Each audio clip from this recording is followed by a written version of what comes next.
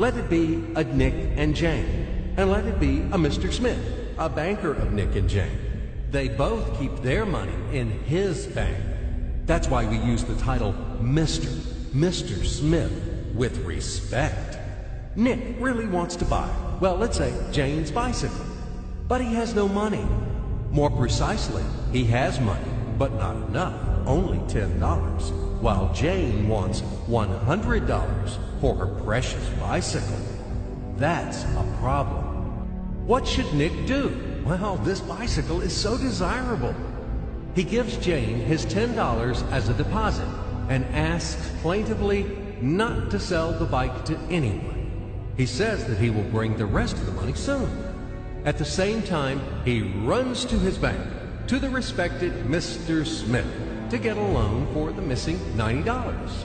As ill luck, Mr. Smith has no money at this moment, but he knows perfectly about $10, which Nick gave to Jane. And where will Jane bring his money to? That's right. She will put these $10 in her lovely bank to the same Mr. Smith. Therefore, Mr. Smith asks Nick to come back tomorrow in the hope that tomorrow he will get these $10. And everything happens this way. The next day, Jane brings $10 to the bank. The bank provides Nick these $10 on credit. Nick immediately gives them to Jane. She again puts them in a bank. The bank again provides Nick these $10 on credit, etc. As long as Nick the fool will gather enough money for the bicycle. Don't you get confused yet? Be patient, I told you. These demons have been trying to confuse you during 1,000 years. These damn economists and financiers.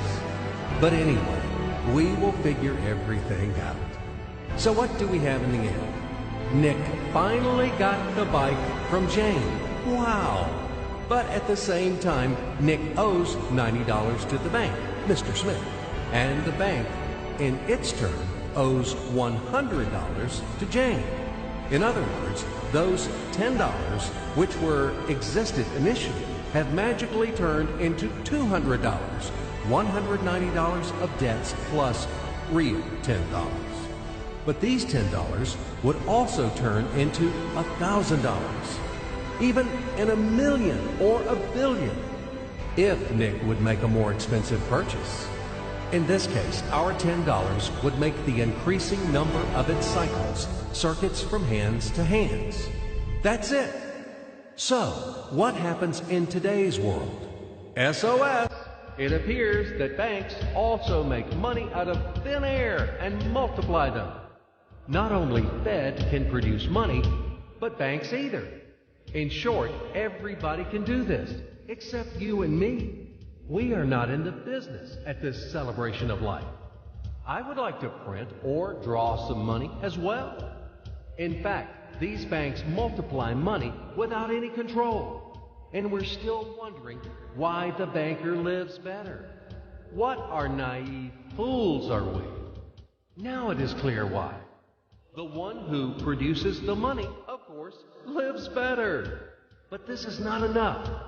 From this moment, poor Nick will never be able to repay his debts owed to the bank, no matter how hard he would work.